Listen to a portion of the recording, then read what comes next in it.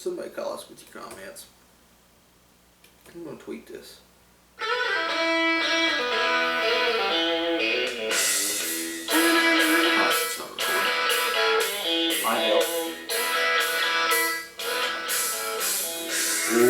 Welcome back. Second segment here, 9:31 Central Time here in beautiful Edmonton, Kentucky. We are on the TD show. We've been talking a little college football. Talked about the new Nick Saban rule. Talked about Johnny Manziel going to the Texans. I think we're going to move over. We'll talk a little football, but we're going to move to the pros. Got some new things came up in this Johnny Martin, Richie Incognito deal. I kind of wish it'd go away, but it won't. Sir We're going to keep hearing about it. Yeah, Sir Richard. Sorry. He's still a big guy. Yeah. And now we know he bullies. But anyway, I mean, me and you said last week we thought it was mutual. I mean, we know Richie Incognito's a bad guy.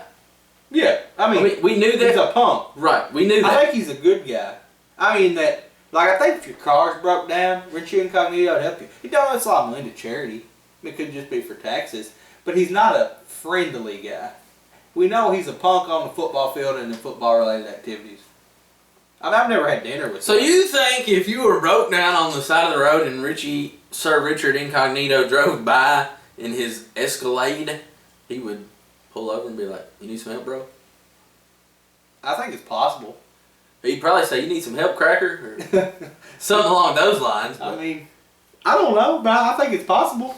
I think he'd probably ask you if you needed help and then laugh at you and spin tires and drive off. No. But I mean, all that aside, we knew last week he was a bad guy. We knew Nothing changed between then and now to make us know that. And I still don't know. I mean, they say that the text messages don't tell the entire story, that Martin played along or whatever. He was doing some good playing along, in my opinion. If that was 100% Richie Incognito and 0% Jonathan Martin, he had me fooled. Yeah, I don't know if it's a mental state that we just can't wrap our minds around, but I've heard a lot of people this week saying, on the four letters that there is some kind of condition when you're bullied, you try and emulate the bully to make him stop liking you. I've never been bullied to this extent. I've been picked on a little bit, and I never said, you know what, this is fun. I'm going to pretend like I'm going to pick on people too. The only times I've ever been picked on, I've said stop picking on me, or I've removed myself from the situation, which is what Johnny Martin did, but I never said, I'm going to pick on you back. I said, stop picking on me or it's going to get bad. We've both been in locker rooms. Most of our lives. With a guy that could be as much as a punk as we've been in locker rooms with a guy like this. What happened when he picked on people that didn't like it? Well, I mean, what happened when he picked on guys that said, you know what, I've had enough getting picked on? We saw some altercations. Yeah, I mean, I just can't imagine that it was 0% Jonathan Martin, 100% Richie Incognito. And I mean, I know they say that it was two other guys and that they bullied him and another lineman and the Asian trainer, but I just feel like to some extent this wasn't bullying. This was two friends. Here's the thing: if this is really something bad and really something you hate, there's got to be someone that you trust enough to talk to about it on your team. There's got to be someone else on that team that you can say, look, Richie, if you don't have the guts to go talk to Richie or you don't want to talk to Richie face to face, there's got to be a defensive lineman, a buddy, someone else you know that you can say, look, Richie is kind of bothering me. We need to talk to him about this. There's got to be someone to have your back. You have an agent. You didn't say anything to your agent until after it was all over with. You've got coaches. You didn't say. The report showed he didn't say anything to a single coach, trainer, anybody in the organization. He didn't talk to anybody but his mom. All right, let's go here with. Okay. Me and you are friends. Yep. We played high school basketball together. Yep. There was times we lived together at College Suites in Bowling Green after high school and college. Yep. There were times when we were still friends, but we played pranks and jokes and things like that on each other. And there's times that we got in fights. Yeah, and then it was over. At no time did I think, this guy is bullying me. Yeah. I need to go do something. I need to go check myself into rehab. Bring some attention to this somehow because he's bullying me. Yeah, that never happened. I mean, there's been times that I wanted to kill you, but at the same time, I never thought, you know what, he's bullying me because we're were different because I couldn't grow a beard at the time. I just feel like there is a lot more to this story than what came out yesterday, saying that Richie Incognito and these two guys were solely responsible for bullying Jonathan Martin. He was the victim in all of it. Here's the thing. I don't want to be insensitive or unsensitive, right? But I think without this sounding terrible, Jonathan Martin has some sort of mental issue. I honestly believe that. I don't know if he's got some. I don't want to joke about it because I'm not a scientist. Right. I don't know it. But I think he's got psychologist. I think he's got some kind of mental issue. Maybe he can't distinguish certain things, or he can't compartmentalize certain things, or I don't know. I don't want to say that he's going out seeking attention, seeking money out of this, because I don't know. So I'm sticking with the fact that I think he's got some sort of an illness. Yeah, and maybe he just didn't like Jonathan Martin. Maybe he got to a point where he said, I don't like you, which is cool. Yeah. You're allowed to do that. You are allowed to choose your friends and decide, you know what, I don't want to be friends with him. But that doesn't mean that all this stuff that happened before, you can go back and turn the story around to something else that maybe you weren't friends then either. Yeah, I agree. And I don't understand. With all that being said, do you think Richie Incognito gets a job? Well, that's something we talked about last week. That's something I thought of. Last week we both said he would, and I still think he will. I mean, I know this came out today, and the popular culture on it is that he's the bad guy and that he shouldn't. And I mean, I've seen things and read things. But that's not NFL culture that's saying that. Well, I've seen things from former NFL players saying he should be banned, that he should be suspended. Well, let me give you the quote I've got from the current from Brian Clark here. Okay. The only person I know that knows Richie Incognito personally said the day after the story broke, back in November, to the management of their I don't know what team that Ryan Clark's friend plays for. He doesn't say who he is. If Richie Incognito gets cut, I'm walking upstairs and telling the coach to pick him up today. He's like, that's the type of football player I want to play with. All that stuff in the locker room, that's how they act, that's how they talk. But as far as playing football, I want you to play nasty. I want you to be like that. And 98% of NFL players can handle their own in the locker room. Exactly. And I mean, with football more than any other sport in the world, this is the kind of guy that you want on the field, on your team. You don't want him across from him. You don't want him coming over to your house for popcorn and a movie, maybe. No, you don't want him to go, check on your grandma for you. Or watch your kids after soccer practice. But but you want him on your team. And if you're man enough to say, I can handle myself in the locker room, Incognito's not getting to me, that's the kind of guy you want to play with on the field. You don't want to go hang out at his house after it's over if he's I don't know that he's a punk outside of.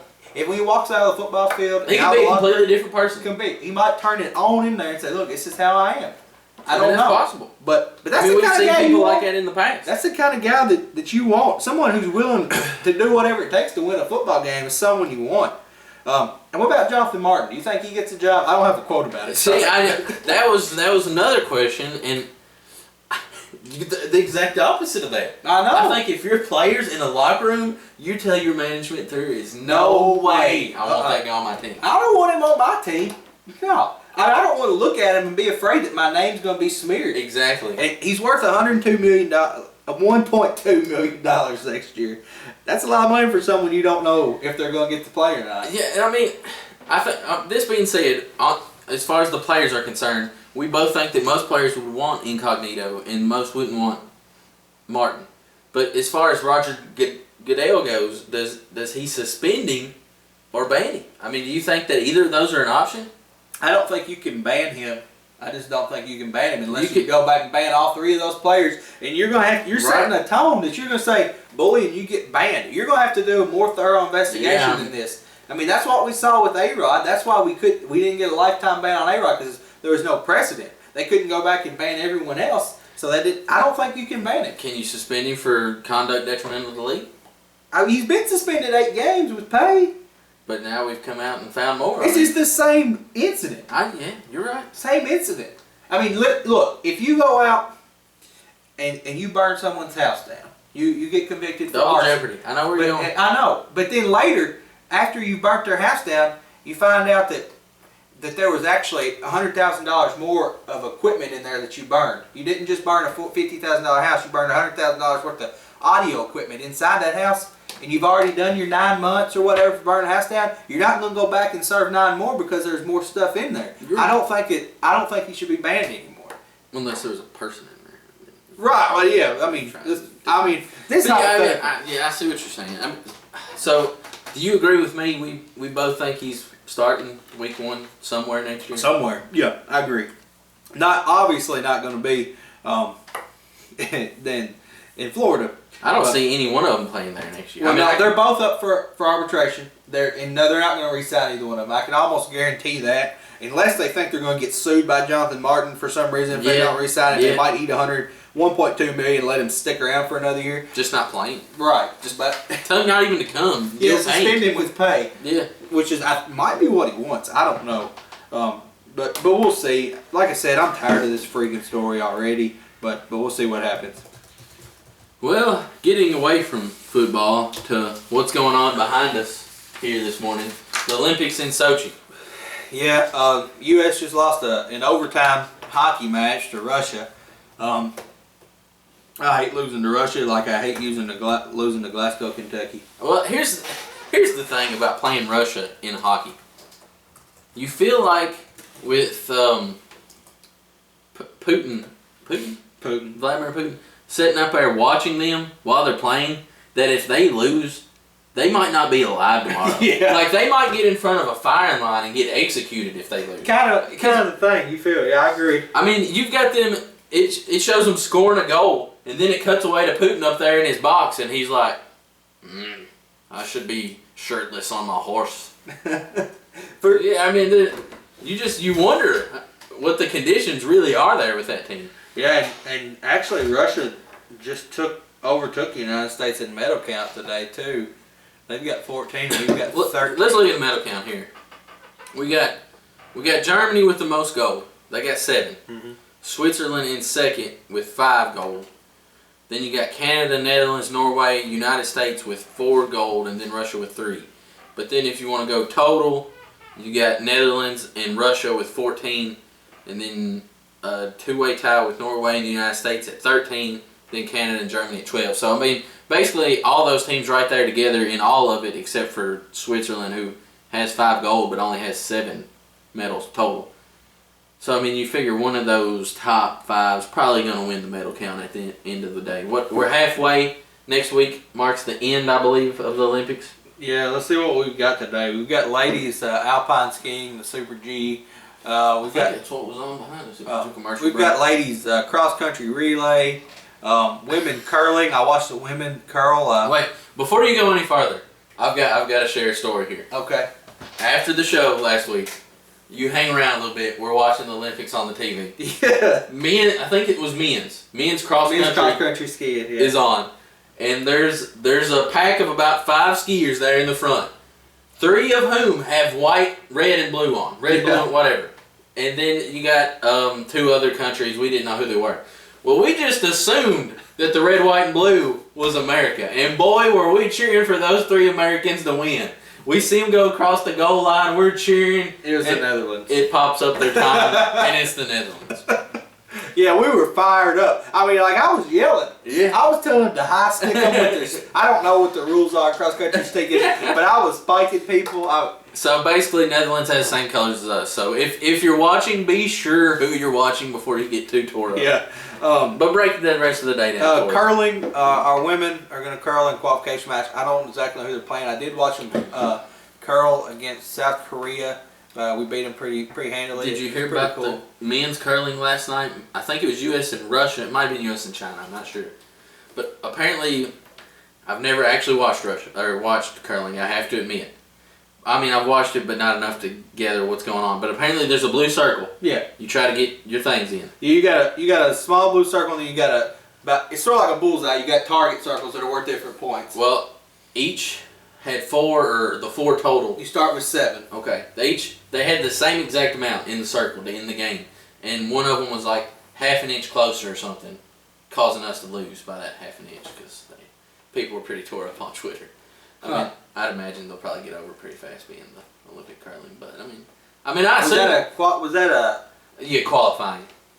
Well, yeah, but you play in a round robin pool, so then it just seeds you. Right. I'm not sure if what that did for us as far as that goes, who will be matched up against, as opposed to who we were.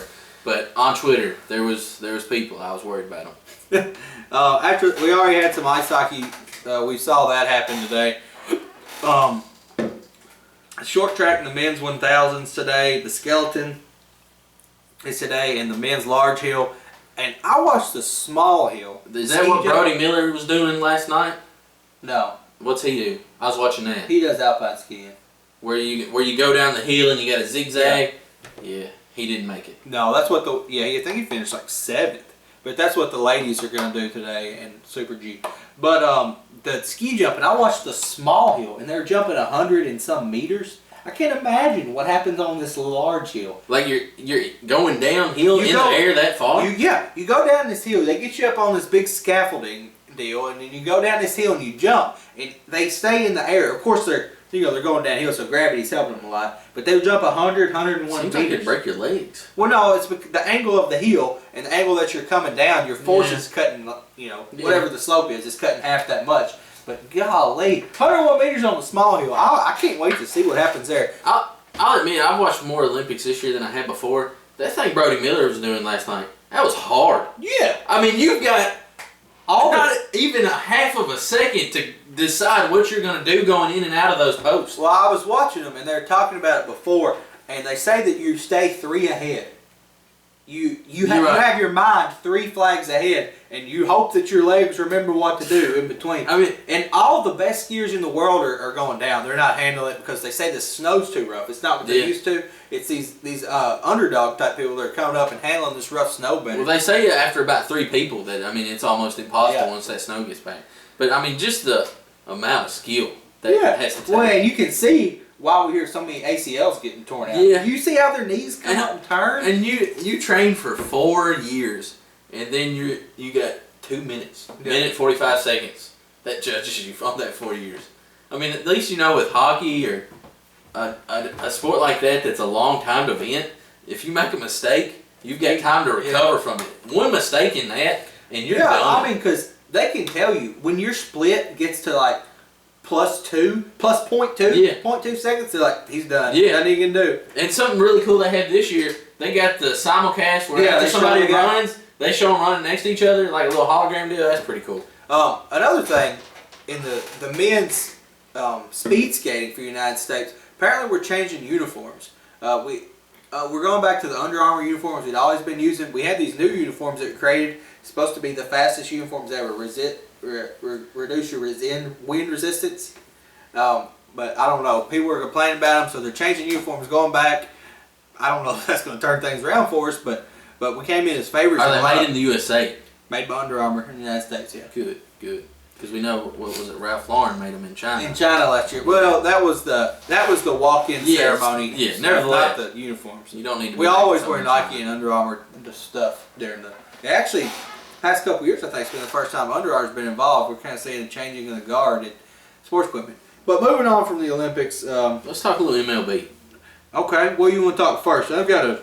Well, since Jeets came out, announced his retirement after this year, let's start there. I know you want to talk about that. Yeah, I got some stuff about Derek Jeter. I was reading about him, looking him up, got his stats. Let me give you his career stats thus far. We know he only played 17 games last year, but up till then, 3,316 hits. That's the most by a Yankee, which I did not know. I knew that. 1,876 runs scored. That's the most by a Yankee too, right? I don't know, but I'll give you another one that I know for a fact is the most by a Yankee. 256 home runs, 1,261 runs scored, 348 stolen bases, which is the most by a Yankee as well. Really? Yep. That kind of surprises me. I thought it'd be a lot more than that, and I thought he would have more than that, but yeah. He's a 13-time All-Star, 5 Golden Gloves, which I have no idea how he won, and 5 World Series championships. Wait a second. You don't know how he won 5 Golden? He's a terrible defensive. Now, I can understand the argument that maybe his range ain't as good as other shortstops, but, I mean, look, I don't like the Yankees. You know this. But if Jeets gets to a ball, I mean, he's throwing them out. We've seen it. I do want to point out that statistically, he is never ranked above the 50th percentile in defense. Right, because of his range. And he committed he commits about 17 errors a year. I'd say that's pretty average for a shortstop. That's a lot of errors. Shortstop probably has the most errors in any position. He committed 24 errors in a year that he won a Golden Glove. I mean, But- Votto committed like 10 last year as a first baseman. But that being said, growing up, everybody was jumping, spinning off second base and doing the Jeter Right. throw. I mean, he was an iconic outfielder. I just don't know that I can say he's one of the best fielding shortstops of all time. No, nobody's making that argument that he's one of the best fielding shortstops of all time. But obviously one of the best, if not the best, offensive shortstops of all time. Got the most hits by a shortstop, and not one of the best defense. What I put, he's got the most hits by a shortstop, not the most stolen bases, home runs, or runs scored, but definitely has the most hits of any shortstop. Everybody's putting him in the top 5. Okay. Putting him in the top 5 all-time shortstops. Okay. I've got my 4 people that I think are consensus. I think some people might consider better than him. All right. I want to see what you think about it. Okay. First one, Honus Wagner. Here's the deal. Dead ball error. Right. When we're talking about people from that period, That's why I didn't include anyone else. There are Right. 4 others from the Yeah. dead ball error I thought about and didn't include. the argument is just there's 2 arguments. The first one is that back then players weren't near as athletic or devoted to their craft as they are now. I mean, most of them even had second jobs because baseball wasn't paying you enough to live back then. And we see it with the Olympics. Mhm. Year after year, Olympic records get broken because athletes are better. But the reverse argument of that is if Honus Wagner was playing now and was getting the money Derek Jeter had and could devote his life to baseball with just the God-given ability he had back then, that he probably could be as good as Derek Jeter. He did bat better than Derek Jeter. He batted .348. Derek Jeter batted .313. In all fairness, He wasn't getting the pitching. me Jeter and was you, getting. I promise you, could have pitched back then. Oh yeah. It's Well, it's because they pitched so much. Yeah. Anybody could do it. They're throwing 60. it's apples and oranges, really. Okay. I feel like it would be a disrespect to either one to argue one or the other. That's why I only included one. Right. The next 3 I've got are modern era players. Okay. I'm going to save the one that I like best for last. No, I'm going to save it second to last. Oh. The next one, Ozzie Smith. Ozzie Smith, better defender, couldn't hold Jeter's jock offensively in the playoffs. He batted .262. He only won 1 World Series. He didn't play in there as many playoff I like games as Ozzie Jeter. Smith. Yeah. Great defender. 13 Gold Glove awards. Has an all-time record for assists and outs with 8,375, and the record for double plays 1,590. I think he's the best defensive. One of the best defensive players. Period. Here's the thing. MLB's ever had. If I'm building a team and I'm starting spring training, I take Ozzie Smith. If I'm building a team in September for the playoffs, I pick Derek Jeter. Well, here's another thing about Derek Jeter is a lot of the intangible leadership qualities he brings to that team. Yeah. You couldn't ask for a better person to build a team around. As a person, I'm taking that out of it and just going player. Right. Let me give you a questionable one. Okay. A-Rod. He's played more games at shortstop than he does third base. He's got 2,939 hits, 654 home runs, scored 1,919 runs, and had 1,969 RBIs. The very popular answer to this would be Jeter over I A-Rod. agree. But I'm going As to a give you... person. Well, yeah, nobody likes A-Rod. But here's the argument for A-Rod. Take out his time with the Yankees. I agree. That's what I'm going to do. Take him back to the Mariners in Texas, and he is one of the few players to ever live up to a huge contract like I he agree. did. He signed that He first made that contract. money the first time. Right, and lived up to it. So, if I'm building, I'll say this. If I'm building a team somewhere other than New York, I take A-Rod over Jeter. And we're going back 7 years now. We're going pre Right. all the scandal. I think that A-Rod was a better shortstop. But taking that into account, when you're putting people in the Hall of Fame, they take a lot of things into account other than how they played. So we'll see. No way A-Rod gets in the Hall of Fame. Oh, no. Zero. But Well, gets knocked off the ballot first year. here's the one I like best. The person I think is better than Cal Ripken as the best shortstop of all time. Actually, I'm going to call it my favorite infielder of all time. Second to Chipper Jones. Some people don't think of him as a shortstop because he played his last 5 years as a third baseman. Cal Ripken Jr. I love Cal Ripken Jr. The Iron Man. I mean, he growing up was one of my idols. Yeah. As an athlete, but it's just hard to say that when you compare him to the athletic shortstops. And I mean, I know he was athletic in his very first few days, but the way me and you remember him, he played third base. Yeah, he wasn't a Derek Jeter or an A-Rod or an Ozzie Smith. But he got it done. Right, and he did. So, out of respect to Cal Ripken, I can't say Jeter. I just say I don't know if one. Well, I mean, offensively, we know he wasn't batting at the level that Jeter was batting. Right. He did have about as many hits and a lot more home runs. Almost double his home runs. Yeah, I mean, if you go pre-2000, no shortstop's batting what a shortstop did post-2000. Well, that's true. I mean, the middle infielders have evolved tenfold from what they were 90s to ball. Let me make one quick comment about Jeter before we run out of time.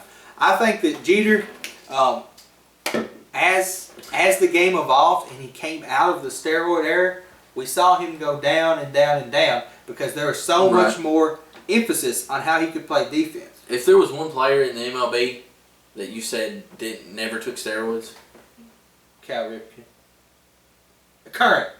Probably Jeter. Yeah, right. I picked Jeter. Oh yeah.